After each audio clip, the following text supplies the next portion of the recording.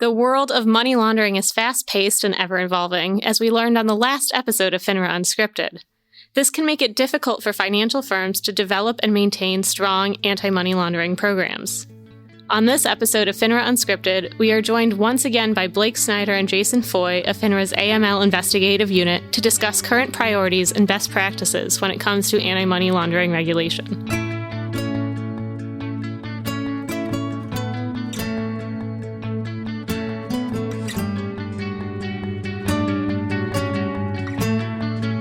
Welcome to FINRA Unscripted. From FINRA's Boca Raton District Office, I'm your host, Caitlin Kiernan. I'm once again joined by Blake Snyder and Jason Foye from FINRA's AML Investigative Unit. On our last episode, we learned a lot about this unit and what it does and how it works with other regulators, with others within FINRA, and with firms when developing AML programs. And today, Blake and Jason are joining us once again to delve more into FINRA's AML priorities, to discuss some best practices, and to provide some key takeaways from a few recent cases. Blake and Jason, welcome back to the show. Thank you. Hey, Good to be thanks back. for having us back. One thing we definitely learned on the last episode is that AML is a very big, complex area. So today, wanted to delve into what firms can learn from FINRA's own priorities and some best practices you see. So let's start with this. What makes AML a perennial FINRA examination priority?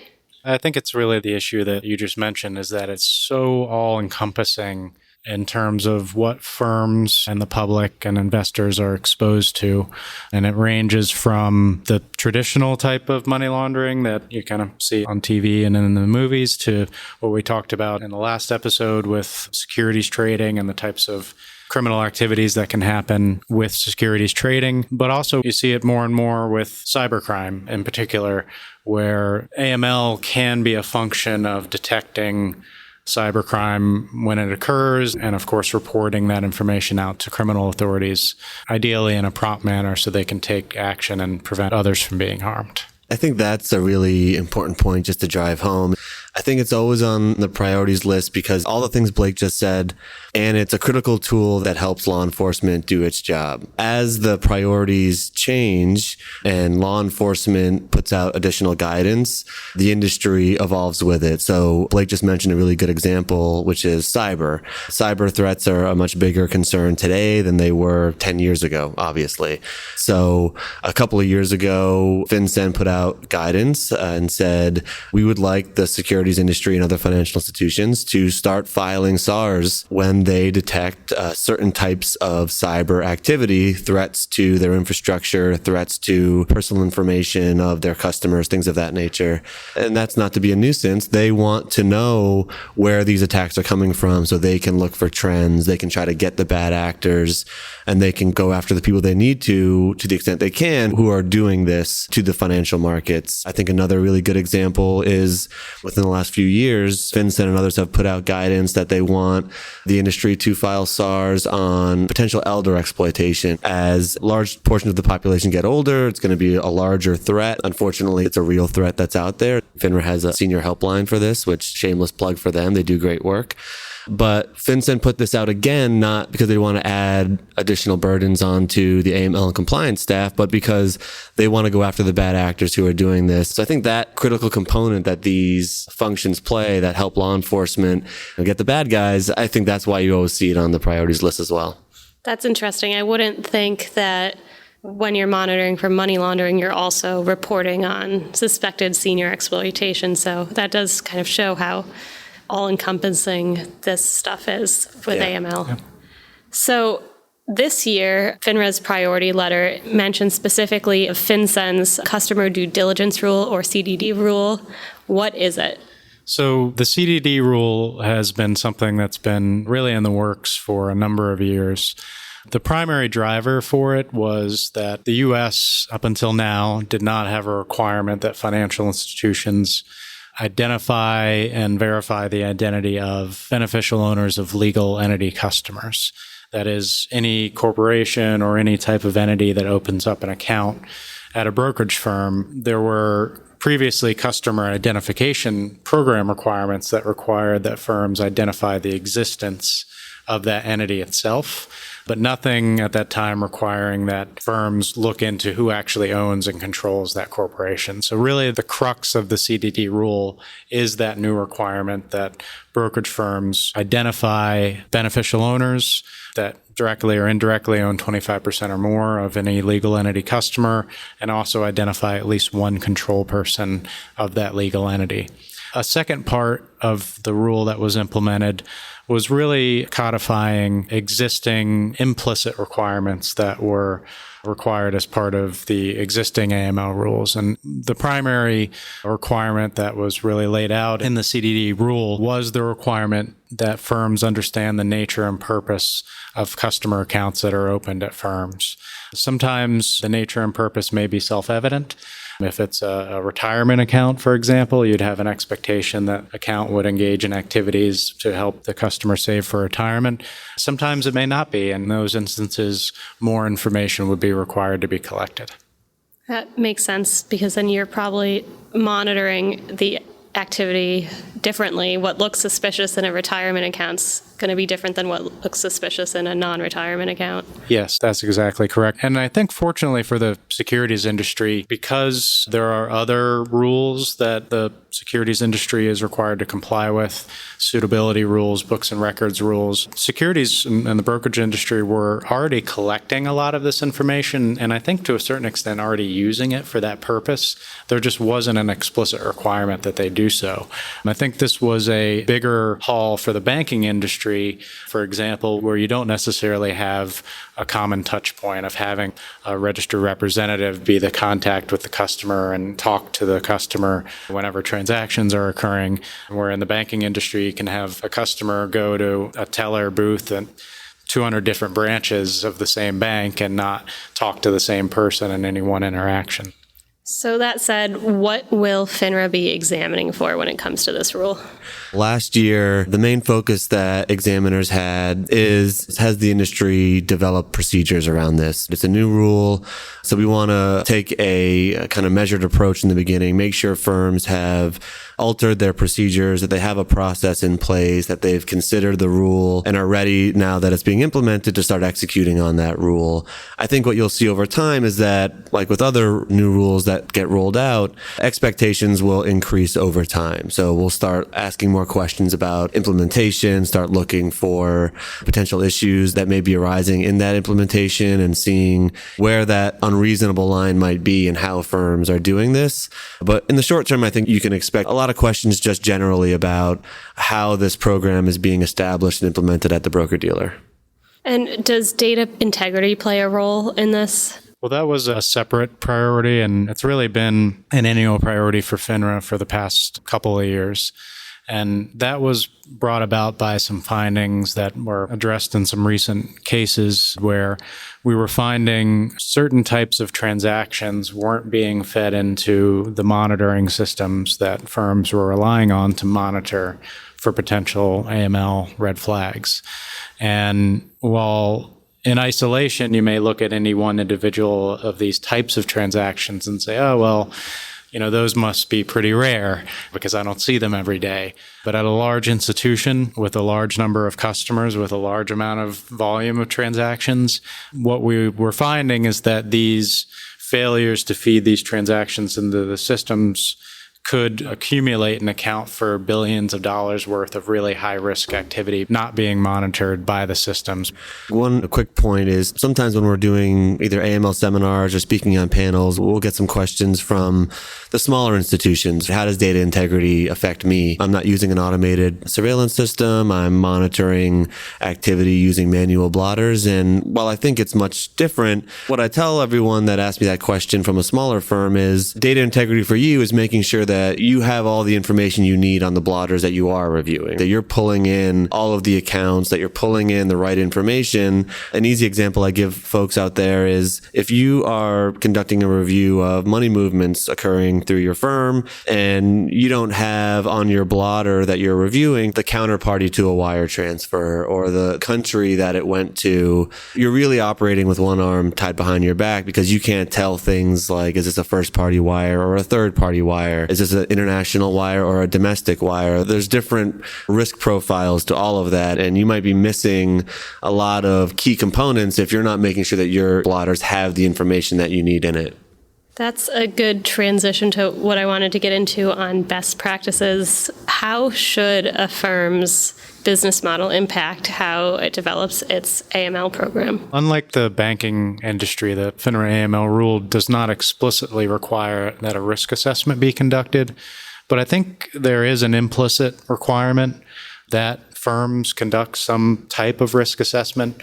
We don't prescribe how that occurs. And look, for a small firm that has 3 registered people, I think an informal look and just an understanding of who their customers are and what types of transactions they're engaging in is fine and will suffice, and they may not need something formalized in writing. For a larger firm, particularly for a firm that is going through a merger with another similarly sized firm, or a firm that is rapidly expanding its business, or a firm that has completely changed its business, as we saw in one case that we had a couple of years ago, taking a step back and saying, okay, we've gone through a number of changes. Let's take a look and do an AML risk assessment and really level set, find out where our risk is and make sure our program is addressing that risk and has adequate coverage over that risk. It can come into play in a couple different ways. One, say most of your business is related to one specific type of transaction. Maybe it's fixed income trading, and you don't really process a lot of money movements, for example. We would expect that your AML procedures would be geared towards your business model. We wouldn't expect to see a lot of red flags about money movements if you're an execution-only firm. We'd expect to see a lot more tailored, specific red flags that focus on the risk of securities trading and market manipulation and some of those areas that we talked about on the last episode. And then I think the other thing that we would look for is in situations like Blake described, where you may go through a significant business change or you may completely alter the structure of a lot of your customer accounts. We would look to see, did you take a look at that and assess whether your AML procedures are still adequate? And almost kind of tying back into data integrity, is your AML surveillance system still appropriate? I think one of the cases Blake might be thinking of is we went to a firm, this was probably 4 or 5 years ago. They had transitioned all of their accounts from traditional cash-based accounts to execution-only accounts, or what's known as DVP, RVP accounts inside the industry. But all their exception reports were based on the cash account model. So it would generate exceptions based on the assets of the account as a denominator. So if you have a certain number of wire transfers compared to the assets of the account, an alert might fire. But when they made that change to the structure of their accounts, they didn't change their reports. So by the time we came and we saw their reports, we said, there's nothing on here. Over a long period of time, we don't see any alerts generating. Why is that? And they came to the realization as soon as we asked the question, it's because it's all based on the old model. And we didn't have that thought process to think through, are these reports still going to do what we want them to do in the new model? So I think it's really critical that firms take that into consideration whenever they're changing or merging or adding new business lines. It's an important thing to go through. Is it a red flag when you see an alert generating system that just generates no alerts? Yeah. And quite frankly, it's a red flag if we know that you're a firm that has a specific business model and we see red flags that don't relate to that at all. That's a red flag as well, because why aren't the red flags more geared towards the firm's business model? It's really hard to establish and implement a reasonably designed AML program if you don't know what money laundering risk that you're exposed to. Makes sense. So for firms that do have to look at money movements, where are the biggest risks when it comes to money movements through accounts? Well, really, I think what we look at and what we advise firms to look at are established money laundering typologies, which are basically case studies of prior money laundering cases that get into the various types of techniques that money launderers have used to launder money through financial institutions. So there's a number of different, very established money laundering typologies. One, for example, that we frequently hear in money laundering cases involving South Florida is the black market peso exchange, where the drug traffickers located in other countries eventually need to get their profits back to their home countries. So they need to in essence, exchange their illicit U.S. dollars into their local currency. And there's a technique for that, and there's a lot of guidance out there that FinCEN's issued, that the Financial Action Task Force has issued, that really detail and diagram out sometimes how that's done.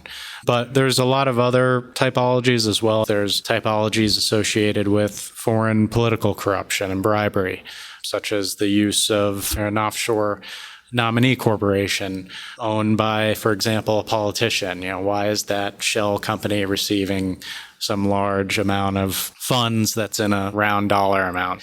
There's just usually no purpose for that, and something that requires further review. There's typologies out there for terrorist financing, for example, that detail what firms should be looking out for and the red flags they should be looking out for terrorist financing. Any case or any new money laundering strategy that's been used, either the U.S. or the FATF will break it down and give firms advice on here's what you should look for to detect this. And one of the issues that frequently comes up in exams where we have findings are situations where customers are using their brokerage accounts solely for bank activities. And there's nothing illegal or particularly improper about that, but it's something that firms should be aware of and should be keeping an eye out for. And just getting back to what we were talking about with the CDD rule, the firm should have an understanding of the nature and purpose of that account. And if there is an expectation that that customer is going to do some trading of some type and they take another look at it after some time has passed, and that customer is doing nothing that the firm initially anticipated the customer would be doing, that's a situation where they should look further into it and start asking a lot of difficult questions about why aren't you doing this at a bank? Why are you doing it here? Why aren't you engaging in transactions? Not only for the fact that they're probably losing out on potential revenue, but also for the fact that a brokerage account really isn't meant to be used like a bank account. It can be as a supplementary feature to a brokerage account, but that really wasn't the intention. Just to put a closing point on this, again, we get a lot of questions about this. People hear us talk about the risk that can be posed in activity like that, and they ask, well, would you recommend that we don't offer those services? Should I not offer banking-like services because I, the broker-dealer, am just trying to offer what I think my clients want, and if they want a one-stop shop where they can do all their securities transactions and all their banking activity, I want to be able to provide that to them. And I get that. I think obviously Blake gets it too. We tell firms, no, of course not. Of course, we're not saying don't offer the services. But what we are saying is just make sure you understand the risk and make sure you understand how the money laundering risk might manifest itself inside those different products and make sure you're adequately covered. We talked last episode about the different phases of money laundering. Layering is just trying to make things complicated and complicate the paper trail and make it hard to track where the money came from or where it's going to. The more types of services you offer, the larger that layering risk might be. I think step one is just being aware of it and making sure that you have systems and processes in place to handle it. If we come in and ask, okay, you're offering check writing services, how are you monitoring that? And if the answer is we're not, well, that's not really reasonable. If you're going to offer the service, just make sure you have a reasonable way of kind of looking for the bigger red flags and the patterns that might exist inside it. That's all. So does AML have a role to play when it comes to trade surveillance? Yes, absolutely. And firms, I think, historically viewed trade surveillance or trade monitoring more from a general compliance standpoint. And they should, because there's quite a number of rules that firms have to comply with in the general compliance sense, whether it's a suitability requirement, making sure commissions and markups are charged in appropriate amounts.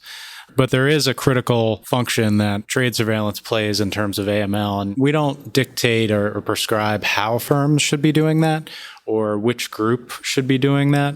We don't, for example, say that the AML department should be the only people that are engaging in trade surveillance on a firm's behalf, looking for potential AML red flags.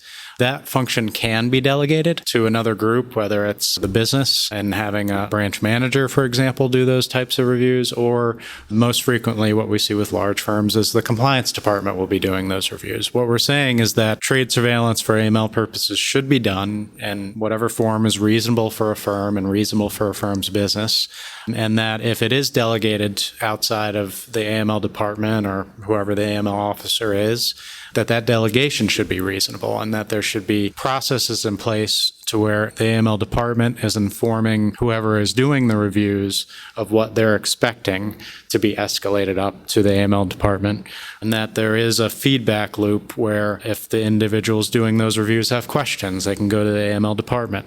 The AML department should be hearing from those individuals on a regular basis, whether it's through scheduled meetings or just regular outreach. They should be hearing something about what they're doing, what they're finding, challenges they're seeing, red flags that they identify, ideally. Where firms run into issues that we've seen in some of our cases is where that delegation is made and then there's no follow-up afterwards. And then someone like us, or maybe even the SEC or even FinCEN, could go into a firm and say, hey, you've delegated your trade surveillance for money laundering purposes to the branches. Tell me how many referrals of potentially suspicious activity they've escalated up to you. And if the answer is 0, particularly for a large firm, that means there's a problem there. So firms can delegate trade surveillance. That delegation just has to be reasonable and appropriate for the firm's business and risk. So making sure everyone's on the same page. I wanted to move over to some recent cases. At the end of last year, FINRA had a number of large AML enforcement actions, and they can be a good way of highlighting some other priorities. One area when I was looking at the cases that stood out was there were 2 that involved monitoring around penny stocks. What's the issue here? Really, you look at it from 2 different perspectives.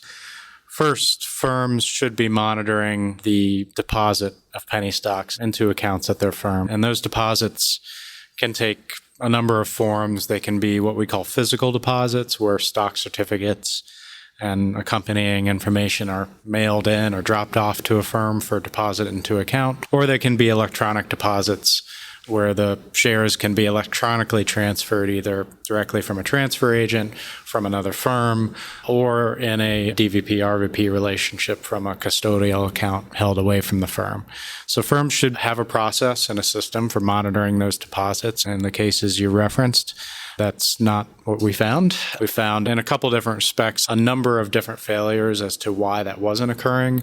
But really it boiled down to, I think, a recognition of our firm does accept deposits of penny stocks, and a failure to really put a program and an adequate system around monitoring those deposits, and not just for anti-money laundering purposes to look for potential red flags, but also to comply with other rules, in particular Section 5 of the Securities Act of 1933, which requires that all sales of securities into the open market be made through sales of securities that are registered, or if they're not registered, that the shares are subject to an applicable exemption from registration. That gets to direct investor harm, and in particular market integrity, because in those instances, what we see usually is that there's a lack of disclosure about how many shares exist, and the shares that are being sold in the market aren't registered, aren't the subject of an exemption from registration, and are being sold improperly and in some cases unlawfully. The other aspect of activity in penny stocks that these firms had issues with, and this isn't unique to these firms, we've seen it in cases we've done over the years as well, is the monitoring for trading in penny stocks. And in particular, looking out for instances of market manipulation and even more specific instances of the securities being involved in some type of pump and dump scheme. And looking for that trading and the indications in the trading itself that the trading either is causing the manipulation or maybe taking advantage and profiting from some type of manipulation that may be elsewhere. So another issue that I saw in one of the cases kind of ties in with a lot of what I've been hearing from you both here today, and that's sufficiency of the resources. So how can a firm determine whether their resources are sufficient? That, for us, usually ends up being more of a root cause of something else we've seen. So maybe that's the best way I can attempt to answer it, because the reality is every firm's different and it's not a one-size-fits-all solution. There might be larger firms, but they're low risk. There might be the activity occurring at the firm is lower risk and doesn't need as many people to handle it. There might be smaller firms or more medium-sized firm, but they have a lot of risky activity, so you're going to need more people. So I think what I would say is look at the other deficiencies or violations that you see in those cases. And I think what you commonly find is that the reports that are generating on potentially suspicious activity, a lot of times you find are not being adequately reviewed, or the reviews are not being adequately documented, or both. And what we see in those cases where we've brought actions is that the narratives used to close out alerts that are generating from an AML surveillance system, for example, are just copy and pasted over and over and over again, even when the underlying activity being reviewed is dramatically different. And you can tell that they either don't have the time to actually look at what's generating the alert and try to assess what is happening here, and say it's a situation we talked about earlier where it's maybe a third-party wire to a higher risk location. Well, what is the connection between my customer and this third party? Can I understand a reasonable business purpose on my own through Google searches or internet searches, or what I have on my customer in the file and due diligence? If I can't, maybe the registered personnel who handles that account has some information, so I'll go to them, see if they know anything about this transaction. If they don't, maybe we'll go to the customer. These are typical escalation processes that we see inside firms that seem reasonable if implemented correctly, but a lot of times when we bring cases in this space, we just don't see that that's happening. We don't see that firms are really trying to, or the analysts are really trying to figure out what the purpose of the activity is. And the reason that we focus on that is if you look at the actual SAR filing regulation, one of the things that you're supposed to file a SAR on is any transaction or pattern of transactions where there's no apparent business or legitimate economic purpose for the activity. And after review, the firm can't figure it out. So we expect that firms are trying to do that based on the regulation. And if we don't see that in how the alerts and reports are being addressed, a lot of times what we find is either through reading emails and other correspondence that the analysts and the AML staff are overwhelmed, that they can't get to everything. They're asking for additional resources inside the firm. They're not getting it for whatever the reason may be. And you find it as more of a root cause of a lot of other symptoms you're seeing inside the firm. I would also say to firms, either through email reviews or evaluations talking to your staff, you'll hear if they're having resource concerns, if they're overwhelmed, if they're not able to get through the workload. I know everyone needs more resources. We all have limited resources. So I think it's making sure that you're having those conversations, and that some of the other things we've talked about are in place as well to make sure that the alerts that are generating are useful, that you're not inundating people with a lot of false positives and unnecessary work as well. So just to wrap up, I wanted to touch on one third area that showed up in some of the recent cases, and that involved foreign currency wire transfers. What's the concern here, and what are firms expected to do? That's really a part of the data integrity issue that we talked about earlier. And really what we were seeing is that brokerage accounts traditionally aren't structured to hold foreign currencies. They're designed to hold US dollars so they can then engage in securities transactions with those US dollars. So generally what firms will have to do, for example, when a customer wants to send a wire out in a foreign currency, is that those funds will first have to be journaled or moved to some type of a suspense account or a conversion account, and then the wire will go out from that separate account. And vice versa on an incoming wire in foreign currency, is there's an intermediated account in between the customer actually receiving the funds. The issues that causes in firm surveillance systems is that the surveillance systems don't connect the outgoing or incoming funds with either the account or the ultimate destination. It'll only see the intermediated account. So instead of seeing a wire sent to a high-risk jurisdiction, they'll see an internal firm transfer, which systems typically regard as being low risk. So we've seen situations where those foreign currency wires aren't being fed into the systems in an appropriate manner, and really high-risk activity is being missed because the system is identifying it as a transfer occurring within the firm and not necessarily outside of the firm. You know, something to remember here is what you said earlier, making sure everyone's on the same page. So I think the critical groups in this type of an area is AML, obviously, but there's also some components that IT touches and operations touches. And if these groups aren't really communicating with each other, it's really hard to make sure that everybody involved knows how money moves through an institution, because the way that the money moves through an institution is critical to making sure you understand how to tell the surveillance system where to look to get the data. In Blake's example, if you're looking at the suspense account to customer, you're missing a huge chunk of data that came in before that. So the operations and IT people may not know where the AML risk is, and the AML people may not fully know exactly how all the money logistically moves through an institution, and the IT people are the ones setting up the surveillance system. They all have to be somehow communicating to make sure they know the specifics, or the plumbing, as I like to call it, of how the data is flowing through the firm and where the surveillance system needs to pick up the information. Well, that's all we have time for in the second part of our two-part series on FINRA's AML program. I certainly learned a lot over the course of these 2 episodes. So Blake and Jason, thanks again for joining us. From Boca, I'm your host, Caitlin Kiernan. If you have any questions for future guests or ideas for future episodes, let us know. You can email us at finraunscripted@finra.org. Until next time.